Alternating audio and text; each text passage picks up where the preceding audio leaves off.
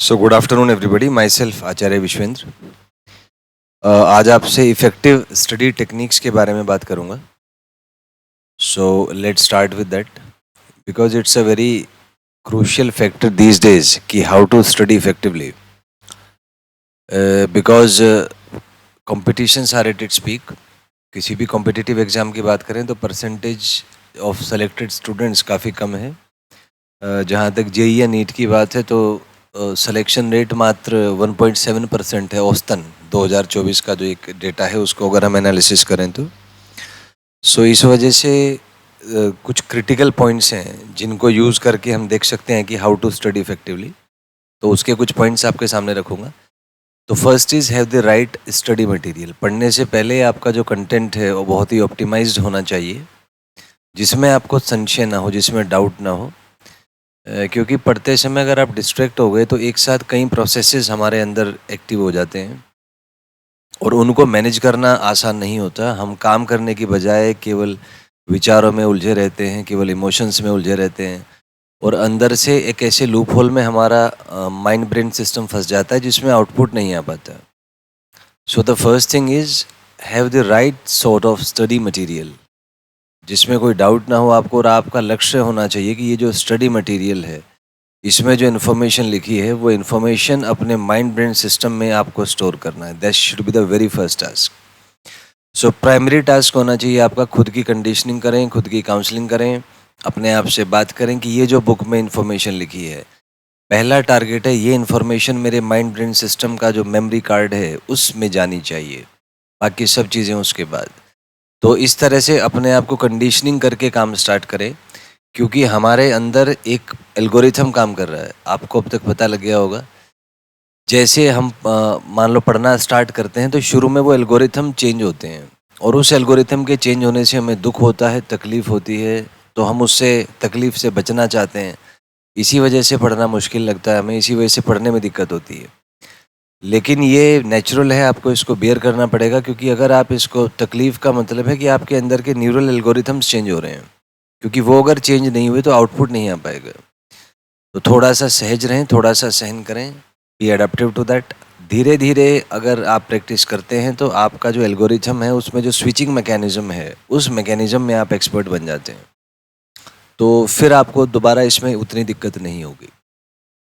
तो पहली चीज़ है, जब पढ़ना स्टार्ट करें तो उसमें स्टार्टिंग में जो इमोशनल कॉन्फ्लिक्ट्स होते हैं, जो इमोशनल चेंजेस आते हैं, उन चेंजेस को आप बियर करने की कोशिश करें।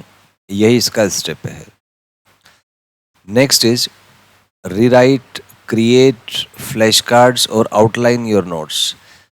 तो जब फर्स्ट टाइम आपने नोट्स पढ़े तो उसमें से आप इस विज़न के साथ पढ़ें कि इस नोट में से काम का पॉइंट क्या है। उन काम के पॉइंट्स को आप अपनी उंगलियों पे रखें, टिप्स पे रखें। क्योंकि मान लीजिए आपने 10 पेज पढ़े, तो ये खुद दिमाग लगाएं कि इस 10 पेज में से काम का क्या है, वो चीज़ क्या है जिससे क्वेश्चंस आएगा। ये खुद से अपनी सोच, अपनी थिंकिंग, जो थॉट पैटर्न है, ये खुद से डेवलप करने पड़ते हैं, ये कोई नहीं बताता आपको। लाइफ में ध्यान रखें, अगर आप चाहते हैं सक्सेसफुल होना, तो जिस काम में आप सक्सेसफुल होना चाहते हैं, मेक श्योर कि आप खुद डील करें कि उस काम में क्या क्या चैलेंजेस हैं, क्या क्या उसमें टेक्निकलिटीज़ हैं, क्या क्या उसमें इश्यूज आते हैं और कैसे आपको उनको डील करना है। तो जो भी आप पढ़ रहे हैं, सारी चीज़ें आपके टिप्स में होनी चाहिए, उनको दोबारा लिख के देखें, फ्लैश कार्ड्स क्रिएट करें और मतलब एक सिस्टम बनाएं आप, जिसमें वो इन्फॉर्मेशन बार बार बार बार बार बार आपके सिस्टम में फीड हो पाए, ताकि आप उस पर अच्छे से काम कर पाएँ और अच्छे से रिजल्ट निकाल पाएँ। Third is remove distractions. आजकल सोशल मीडिया का टाइम है, so everywhere there are distractions, maybe social media, maybe YouTube, maybe electronic devices. तो जब आप पढ़ने बैठें, मेक श्योर करें कि आपका मोबाइल स्विच ऑफ हो, at least for the duration in which you are studying. क्योंकि एक साथ सारी चीज़ें मैनेज करना पैरेलल में आसान नहीं होता, तो इसलिए कोशिश करें कि डिस्ट्रैक्शंस जितने कम हैं उतना अच्छा आपका इफ़ेक्टिव रहेगा। और फिर जब आप स्टडी का जो एक जो टाइम है, वो टाइम ड्यूरेशन जब आपका कंप्लीट हो जाता है, then you can use that. और वैसे भी बताएं आपको कि अभी आप अगर स्टूडेंट लाइफ में हैं, आप न्यूज़ उठा के देख लें, कोई सोशल मीडिया देख लें, उनमें 99% चीज़ें नेगेटिव होती हैं, जो हमारे नेगेटिव इमोशंस को ट्रिगर करती हैं और हमारा माइंड काम करने के बजाय उन नेगेटिव इमोशंस में उलझा रहता है। और माइंड उलझा तो आपका जो अपना व्यक्तिगत लाइफ है, जो पर्सनल लाइफ है, उसमें समस्याएं आएंगी। आप काम नहीं कर पाएंगे ठीक से तो जाहिर सी बात है आपके पैसे पे फ़र्क पड़ेगा, आपके वर्किंग एफिशिएंसी पे फ़र्क पड़ेगा और आप बिना मतलब के एक ना साइकोलॉजिकल ट्रैप में उलझ जाएंगे दिमाग में और कुछ नहीं कर पाएंगे। आज का समय जो है हर आदमी साइकोलॉजी यूज़ करना सीख गया है। न्यूज़ इस तरीके से डिज़ाइन की जाती हैं ताकि ऑडियंस के सबकॉन्शियस माइंड को उसमें एंगेज किया जा सके। तो जो सीधे लोग हैं वो इस ट्रिक को समझ नहीं पाते और उनका जो सबकॉन्शियस माइंड है उनको जानबूझ के उन जो न्यूज़ है उसके अंदर धकेल देता है ताकि वो विवश हो जाएं उस न्यूज़ को देखने के लिए। अब वो तो विवश हो गए, उनका टाइम उसमें इन्वेस्ट हो गया, लेकिन उनका जो पर्सनल टाइम था जिसको यूज़ करके वो लाइफ में कुछ अच्छा कर सकते थे, अपने पर्सनल बेनिफिट ले सकते थे, अपना पैसा का काम अच्छा कर सकते थे या अपना एकेडमिक लाइफ अच्छा कर सकते थे, तो उनका दिमाग को आपने यूज़ कर लिया। It's all about that. Technology बहुत आगे बढ़ चुकी है। जितनी भी मार्केटिंग कंपनीज हैं, जो भी बिजनेस कर रहा है online, they know the strategies कि कैसे आपके सबकॉन्शियस माइंड को इन्वॉल्व करना है। सो आज बहुत ज़रूरी है अपने आप में एक डिफेंस मैकेनिज्म तैयार करना और सॉर्ट ऑफ एंटीवायरस तैयार करना, जिससे आप क्या देखेंगे, क्या नहीं देखेंगे, क्या करेंगे, वो आपका डिसीजन होना चाहिए, आपके सबकॉन्शियस माइंड का नहीं। तो अपनी भावनाओं पे नियंत्रण रखें, अपने इमोशंस पे नियंत्रण रखें। आज हर कोई साइकोलॉजी में सक्षम बन गया है, इमोशंस को ट्रिगर करने में सक्षम बन गया है। मार्केटिंग की जो स्ट्रेटेजीज़ हैं वो इस तरीके से होती हैं कि आपके इमोशंस तुरंत ट्रिगर होते हैं और सामान्यतः एक व्यक्ति का अपने इमोशंस पे नियंत्रण नहीं हो पाता, तो वो उस घटना से प्रेरित होके अपना काम छोड़ के किसी दूसरे लूप होल में इन्वॉल्व हो जाता है और जो आपको इन्वॉल्व कर रहा है उसके व्यूज़ आ गए, उसका वॉचिंग आवर्स आ गया, वो तो अपना बेनिफिट निकाल के अपना काम कर गया, लेकिन आपको उसने डिस्ट्रैक्ट कर दिया। तो this is the art of distraction which is presently being going on. So make sure that you are intelligent and you are able to focus on your work rather than being distracted by anybody. Next is time management. तो time management ही अपने आप में crucial factor है क्योंकि सारी चीज़ें time की हैं। यूनिवर्स में टाइम ही ऐसा है जो दोबारा नहीं मिलेगा आपको। लाइफ लिमिटेड है, लिमिटेड सांसें आपको मिली हुई हैं, उसके बाद आपको जाना पड़ेगा इस दुनिया से। तो समय अपना नष्ट ना करें और समय क्योंकि दोबारा वापस नहीं आता और समय ही सबसे कीमती है। Be productive.